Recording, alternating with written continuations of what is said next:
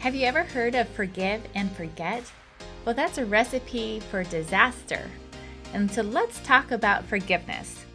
I think there's a big push in the Christian world just to forgive and forget and turn the other cheek, and that actually verse is totally taken out of context and all of that stuff. But I really don't think that's how it should be or how it even is meant in the Bible. So let's talk about forgiveness. This is a big deal.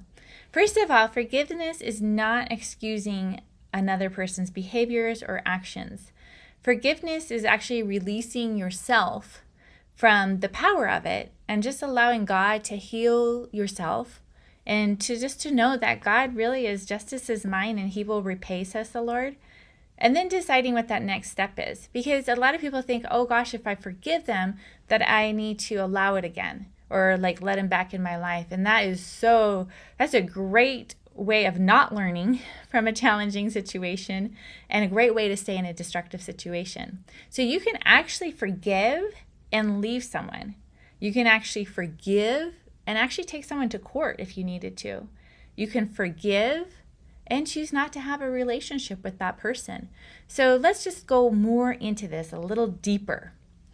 For me and my story with a destructive marriage, I was the epitome of forgiveness. So I was not allowed to have conflict resolution. So if I brought up anything, I would be ignored for 6 days plus and have that passive aggressive response. So I just thought I would be forgiving, and so I would just forgive. The only challenge is I was not forgiving fully, and we'll get into the steps that I was missing. And basically, I wasn't really processing the feelings, and I wasn't learning from them. And so it was causing me a lot of harm, both physically, having just all the physical challenges from that, from reflux to developing a thyroid tumor, to allergies, to autoimmune, to neck pain, to mental challenges. And that was all from, just not really understanding forgiveness and what that really means. And so we'll talk a little bit more about how to forgive completely. So if you choose not to forgive, so sometimes there's for me, I thought I was forgiving, but I actually wasn't fully processing and I wasn't learning from it. So it wasn't a true healthy forgiveness. If you know you're not forgiving someone, it's really hard because you're basically drinking poison meant for the other person. You're wanting to hurt them, but it's actually only going to hurt you and hurt myself. And so I think that's very interesting. So when you choose not to forgive, the consequences to ourselves are, first of all, I think the first thing that we can recognize is there tends to be bitterness. And that has to be resolved. There's unresolved conflict, there's unprocessed forgiveness. And so that's a really good indicator that, some work needs to be done, some internal work. It can also lead to, like I said, in my case, emotional challenges, physical challenges. It also, I think a big one is it re-traumatizes yourself. If you've gone through a trauma or a traumatic incident and there's not a complete forgiveness and healing in that area, then honestly, every time it's replayed back in your mind, it's re-traumatizes your brain again, because our brains actually don't really know past, present, future. They just know what you're giving it, and it actually leads to re-traumatizing it, re-feeling it, and that again has a destructive feeling on ourselves. It takes up space in our bodies and our brains if there's unforgiveness. It's like a cup with leaky holes in it. That's just anytime you fill it up, it still has those leaky holes of unforgiveness. It can create a victim mindset because you're constantly, reliving the victim or the challenges that you had, and which in the end disempowers us and takes our power away and takes our freedom away. So not a good result. So let's talk more about forgiveness. So God's amazing with forgiveness, and he really tells us that we need to forgive others. God's forgiveness is amazing and redeeming. The Lord's Prayer, it says, forgive us our trespasses. So we're asking God to forgive us as we forgive others who trespass against us. And so there's a constant flow of forgiveness, and it keeps us living up to our potential and keeps those holes being sealed from that cup. And that's what having a forgiving spirit really means. But again, forgiveness is not, if you're forgiving and not learning and processing, that is not a great human experience, and that is not what God wants for us. So, not forgiving is not in our best interest, and forgiving takes time and intention in order to do this process. So, let's talk about how we forgive completely and fully, which allows us to heal. So, first of all, we really have to feel the feelings completely. And this is where, like, I didn't do this completely in my challenge of the destructive marriage. And so this is the first thing I didn't do. And that is really making space to honoring my feelings. I really just pushed my feelings aside and pushed them down for the sake of being a godly wife and all the other bullshit that I was believing. And you could listen to all of that more in the first 8 episodes as to why I was tolerating that rather than dealing with it, learning from it, and truly forgiving and processing. So the first one, again, feeling your feelings, honoring your feelings.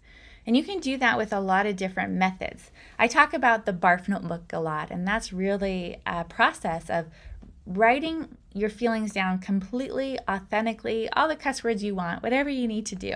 God can handle it, you can handle it, and just really feeling it. And then processing those feelings. And that in the barf notebook, I put some steps in there on how to process those feelings.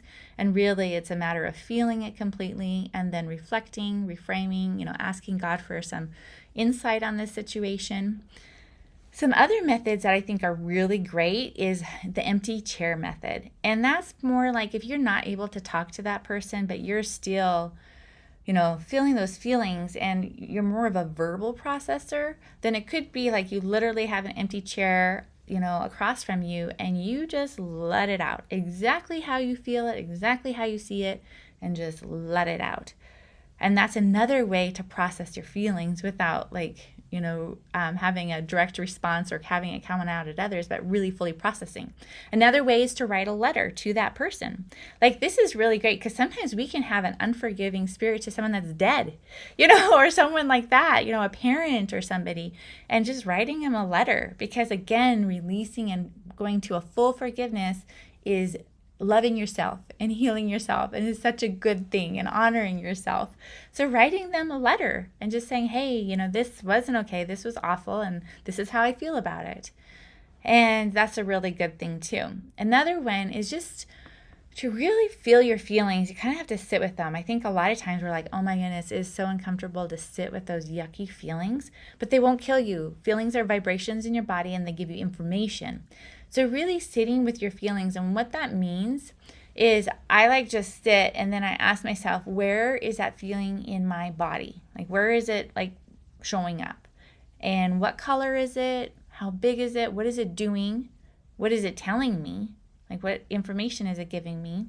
And then I keep going through that process, and eventually that feeling, it kind of dissipates and resolves. And that's pretty amazing. So that's another way to feel your feelings. So the first step with forgiveness is feel your feelings completely. Are you finding yourself constantly pouring your energy into relationships, leaving you drained and unfulfilled? Do you feel like you're going through the motions of life and have somehow lost yourself? The Unravel Notebook offers a transformative journey to break free from those exhausting patterns. The guided prompts are designed to reconnect you with your inner self, strengthen your relationship with God, and foster healthier connections with others. The Unravel Notebook will help you identify and overcome old patterns, paving the way to a brighter, more intimate life. The Unravel Notebook journey for me, I took as an overly kind person in a destructive relationship for 22 years and transformed me into a now thriving business owner with a fabulous marriage.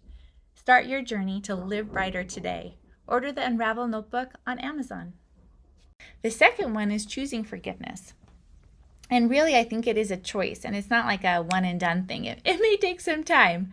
And it's something to remember that hurt people hurt people. And so a lot of the people that have hurt us are hurting themselves. And that helps us give a little perspective. And during this whole part of choosing forgiveness, sometimes I just ask God, it's like, give me a little fresh perspective into them or into the situation. And that just helps me to just choose that forgiveness. So another story I have for you is when I was in 7th grade, I traveled to California because I was living in Montana, traveled to California to train for gymnastics. I went there with my coach. I was an amazing gymnast, was excited about training for the Olympics and all those great things. And I lived with a family that had this girl named Amy, and she was my age. And I lived with her, and she just became so jealous of just my ability, my way to get along with her family, that she got meaner and meaner and meaner. And at that point, I did not know how to handle bullies or, bad people. And as you can tell from this podcast, it still has taken a long time. But anyways, at the end of it, she actually dug her heel in my foot and broke my foot. And so that actually kind of ended my gymnastics. And, it was pretty life-changing and pretty hard as a 7th grader to deal with. And so, we can have experiences. I mean, gosh, I'm 50 now. We can have experiences from way long ago that if I still think about Amy and I'm still feeling that feeling, then that shows me that it's not fully processed and I need to work on that forgiveness. And so, writing a letter to Amy and burning it or whatever I need to do to just fully process and also release. Because again, forgiveness isn't like saying, hey, that was okay that you did that. It's like saying, no, that wasn't okay. In fact, that was terrible, but I am not going to let that impact me and me living my best life. So I'm going to just snip any cords there, choose forgiveness, know that I can entrust it all to God and live my life fully. So that's a great example of that and choosing forgiveness. I am so tired of attracting selfish, narcissistic relationships. It's exhausting. Even in my workplace, I find that people want to take advantage of my time and energy, and I don't even get it. And friendships are a little bit that way too. What? What are you staring at? Do I have a zit on my face? What? I have a bullseye on my forehead? You mean I'm part of the problem and I'm attracting this myself? That's terrible. If you would like to sign up for the free Kind Girl Bullseye quiz, click the link. And you'll find out how big your bullseye is for attracting those kind of relationships and how to make it smaller.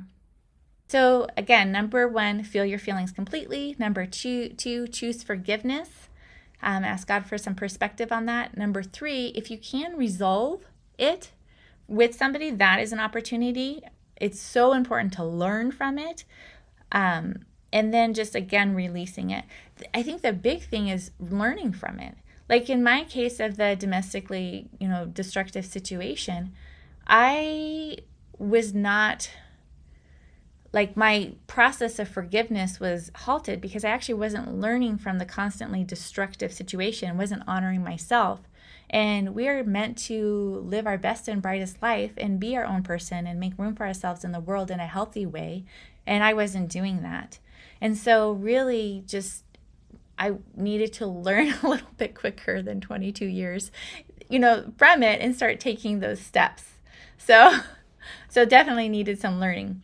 So that's also, with resolving, learning, and releasing, just like I said, write a letter, burn it, whatever you need to do to just continue to process it, and then just do it again. Like if you feel like, oh gosh, it took a long time to totally forgive my husband and be like, you know what, I forgive you. I left you. I don't want a relationship with you. I wish you well. I wish, I am not letting that have any impact on me. And I'm pursuing God's best in my life without any of that. So that is forgiveness. I think another thing as a kind girl that we may have a challenge with is forgiving ourselves. You can look back to situations and be like, oh my goodness, I can't believe I did that or handled it that way. And I think if you struggle with forgiving yourself, the most important thing is really to step into compassion and tenderness towards yourself. Because it would be, we have our wisdom that we have today. This is who we are right now. We can't place that on the person 5 years ago or 10 years ago that didn't know those things. They were doing the best job that they could at the time, and hopefully there is some learning lessons with that. But really just allowing yourself to just forgive yourself. I think also understanding God's forgiveness of us and just how much He loves us can help us forgive just ourselves of anything that we need to, because that sort of unforgiveness is just as toxic and destructive as not forgiving others. So forgiveness is super helpful. So that's what forgiveness is all about. So we're basically plugging those holes in the cup so we can just flourish more and thrive more and live brighter 1% at a time. I believe in you. Make it a great day.